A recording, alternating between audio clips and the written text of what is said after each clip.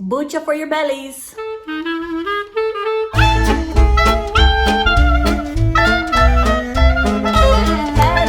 Welcome to another video. My name is Heather, and as always, I'm reading with a vengeance, and as always, I hope you are as well. Welcome back if you are a returning subscriber, and if you are new to my channel, a very warm welcome to you. I hope everybody is doing very, very well. Today, I'm doing kind of a TBR. I'd like to call it hopefuls, because if you've been watching my videos, you know that I don't do well with TBRs because I'm more of a mood reader. I think many of us are. So unless I have to read a book for like a readathon or that meets a prompt that I've selected for myself, yeah, we're just gonna call this a list of hopefuls. However, I decided to do a TBR game to make it a little bit more fun for you. And I got this idea from Lauren over at Paperback Empire. She is a new to me booktuber. She's a fairly smaller channel, but I feel she deserves a little bit of love because I discovered her and I'm really enjoying her content. And she has a TBR game that she's got a jar. She's got a couple of jars actually. And so I have a couple of jars. But what she does is she's got a jar. She calls it her TBR Star Jar. So all the pieces of paper in her jar, she's folded into a star using the origami style. In her like regular jar, I think is, and they're all titles, I think on her TBR, on the pieces of paper in this jar. And in this jar, I think they're like books that she's super, super extra excited about. And so they're gold stars. And anyway, so if you go check out Lauren at Paperback Empire, let her know that I sent you over there. But I think you really enjoy her and tell her I said hi. Anyway, so what I have done is in this little handy dandy mason jar, I have put prompts that I've just kind of either made up myself or I have drawn from different lists that I've seen online, like Pop Sugar or stuff like that. From here, I'm going to draw from my personal TBR, some books I already have in my possession. In this beautiful little jar that I spray painted, a former jam jar, I have actual titles of books of new releases that I'm excited about. If you've watched my channel before, you know that I don't really follow new releases. I like to pull books that have been around for a while. I talk about books that have been around for a while most of the time. But I thought I would treat myself maybe once a month and get myself a new release. Now, this doesn't mean that I will necessarily buy a book. My town library is actually pretty good at stocking new releases. So I will pull one from this jar and try to get it at the library. And if I don't get it at the library, then I might buy it. So that's how I'm gonna do my hopefuls list for the month of July. And we'll see. Let's give it a go. We'll save this one for last. A little shake. Pour some out here. A classic. Okay, I have a couple of classics in my library. Which one do I pick? Okay, so the classic I have chosen to be a hopeful for the month of July is Treasure Island by Robert Louis Stevenson. I think most people have read this as a child. I am not one of those people. My husband actually loves this book and he's been trying to get me to read it for a really long time. It's fairly short, although the words are really, really small. I'm sure everybody knows the synopsis of Treasure Island, so I won't go into that. It's a cute little paperback. This is a Signet classic. I've had it on my shelf for quite a while. I might have even bought it while I was still in Guam. I'm gonna try to get to Treasure Island this month. What's next? Oh, I couldn't be bothered to fold these into origami, so they're just folded regularly. Maybe, I don't know, maybe in the future if this works out well that I'll try my hand at origami, I don't know. Let's see what this one says. A book that a movie was based off of. Okay, so this is one that I just kind of made up with a pretty specific book in mind. So I'll go grab it. A Very Long Engagement by Sebastien Japrisot or Japrisot, I'm not sure. Yes, I don't know if you have never seen this movie. It's got the girl, I can't remember her name off the top of my head, but she played in Amélie. The movie is in French with subtitles, obviously, and it's so beautiful and witty, heartwarming, heartbreaking. It was a beautiful movie, and I saw it years and years ago. And when I saw this at a secondhand store, I thought, well, if I love the movie so much, I will probably really love the book. And it's been so long since I've seen the movie that it'll be fresh for me. So I'll read you a quick synopsis. In January 1917, 5 wounded French soldiers, their hands bound behind them, are brought to the front at Picardy by their own troops, forced into the no man's land between the French and German armies, and left to die in the crossfire. Their brutal punishment has been hushed up for more than 2 years when Mathilde, unable to walk since childhood, begins a relentless quest to find out whether her fiancé, officially killed in the line of duty, might still be alive. Tipped off by a letter from a dying soldier, the shrewd, sardonic, and wonderfully imaginative Matilda scours the country for information about the men. As she carries her search to its end, an elaborate web of deception and coincidence emerges, and Matilda comes to an understanding of the horrors and the acts of kindness brought about by war. So I'm very excited to finally get to this one. What's next? What a pretty little jar. I should have used this for my Pride Month video. A book with an animal in the title. Got it. Miss Benson's Beetle by Rachel Joyce. I can't remember where I picked this up or why I picked this up. It's been on my TBR. It's been on my shelf for a bit. Come to think of it, I'm pretty sure this was a cover purchase. Look at this cover. It's so bright and pretty, and I think perfect for summer. Summer colors. I can't remember. There has been one booktuber that I watch. I can't remember who it was who mentioned this book recently, but other than that, I haven't seen it really talked about on Booktube. So, the synopsis: it is 1950, London is still reeling from World War II, and Marjorie Benson, a school teacher and spinster, is trying to get through life surviving on scraps. One day, she reaches her breaking point, abandoning her job and small existence to set out on an expedition to the other side of the world in search of her childhood obsession, an insect that may or may not exist, the golden beetle of New Caledonia. When she advertises for an assistant to accompany her, the woman she ends up with is the last person she had in mind. Fun-loving Enid Pretty, in her tight-fitting pink suit and pom-pom sandals, seems to attract trouble wherever she goes, but together these two British women find themselves drawn into a cross-ocean adventure that exceeds all expectations and delivers something neither of them expected to find: the transformative power of friendship. Yee! I don't make 5-star prediction videos, at least not yet, but this sounds like it could make it into one of those videos if I made them. Let's pick a green one. Okay.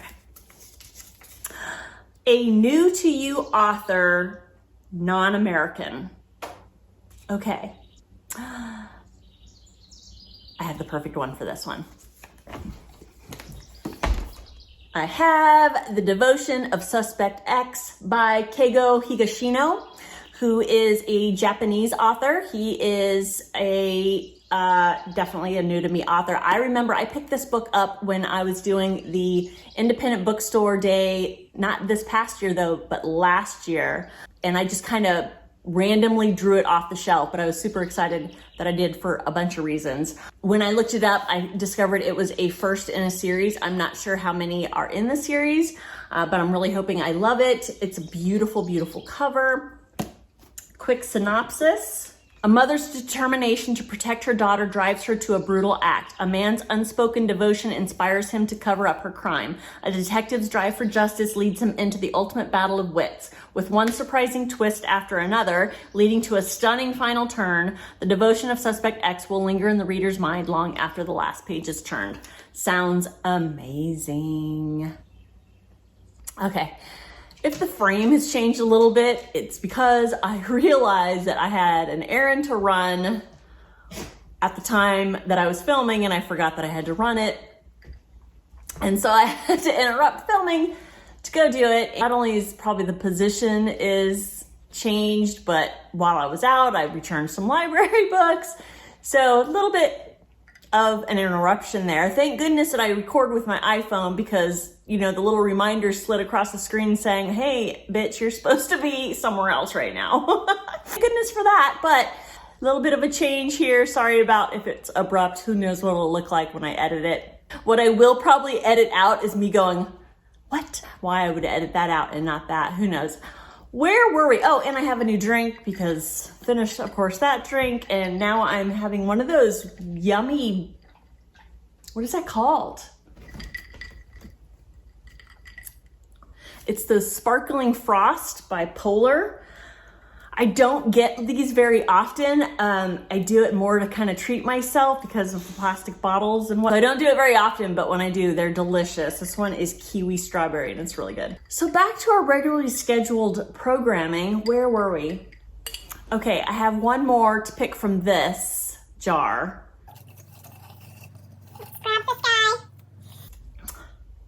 A nonfiction. That's easy. It is one of the library books that I didn't return because all the library books I had was from the books that I took out for my Pride Month recommendation. I did a video, I'll link down below. I knew I wasn't gonna be able to get to all of them before they were due, so I returned some of them, but I kept a couple. One I'm currently reading, which I'll talk about in my wrap up because I'm hoping to finish that. Anyways, the other one, I can grab it right here. It's right behind me. In the Dream House, Carmen Maria Machado. I talked about this, like I said, in that other video. I've been wanting to get to this. I've been a little bit hesitant, as I said in my other video, because I read her collection of short stories, My Body, Her Body, and Other Parties. Yeah, it wasn't for me. So I was hesitant to move on to this, even though it has been talked a lot about on Booktube, but I can't remember who, but someone said definitely give her another shot and read this one. What I know about this is that it is a memoir, but it's got a unique spin to it. She applies certain, I don't know, plot devices in telling her story. Let me see if it says here on the back. Not plot devices, but trope. So each chapter in this inventive memoir is driven by its own narrative trope. The haunted house, erotica, the Bildungsroman, I don't know what that word is, through which Machado holds her story up to the light and examines it from different angles. She considers her religious adolescence, unpacks the stereotype of lesbian relationships as safe and utopian, and widens the view with essayistic explorations of the history and reality of abuse in queer relationships. So that's my pick for nonfiction. Okay, so that's it for the books off my shelf for my hopefuls for July. Before I go on to the magical jar of new releases, I am going to pick the book that I've been doing for the reading challenge that I've been doing for the whole year, and that is the Read Your Bookshelf Challenge that is hosted by Chantel at Chantel Reads All Day. I will link her channel down below. It is a year-long reading challenge where she has set up prompts for each month. And last month, the prompt was read a book with a book on the cover, and I read the plot. But the prompt for July is pick a book you've been avoiding but want to read. And that's super easy. I will be reading Beartown by Fredrik Backman. And I don't know why I've been avoiding it. I love Fredrik Backman's stuff. I've read A Man Called Ove. I've read Anxious People. I've just recently read Britt Marie Was Here, which will be in my wrap-up video. And this one, I know this one has to deal with some heavy themes, specifically rape. That might be the reason why I kind of avoided it. I don't know. And it's pretty thick. Yeah, I think this has been talked about somewhat on Booktube. I don't know, maybe not. But I know this author is pretty popular. A tiny community deep in the forest, Beartown hasn't been the best at anything in a long time, but down by the lake stands an old ice rink. And in that ice rink, Kevin, Amat, Benji, and the rest of the town's junior ice hockey team are about to compete in the national semifinals, and they actually have a shot at winning. All the hopes and dreams of this place now rest on the shoulders of a handful of teenage boys. Under that heavy burden, the semifinal match becomes the catalyst for a violent act that will leave a young girl traumatized and a town in turmoil. This is a story about a town and a game, but even more about loyalty, commitment, and the responsibilities of friendship. The people we disappoint even though we love them, and the decisions we make every day that come to define us. In this story of a small forest town, Fredrik Backman has found the entire world. It sounds a little heavier than some of his other stuff, so that might be the reason why I've been avoiding it. But it meets the prompt for the reading challenge, and so I will get to it. Plus, they made a mini-series based on this that I haven't gotten to, that of course I love to read before I watch. That's actually a definite TBR for July, not just hopeful. Okay, on to the magical new release jar. What will it be? What will it be? So these are all pink because pink is my favorite color.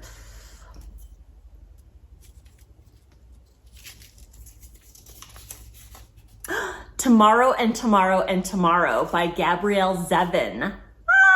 I'm super excited about this.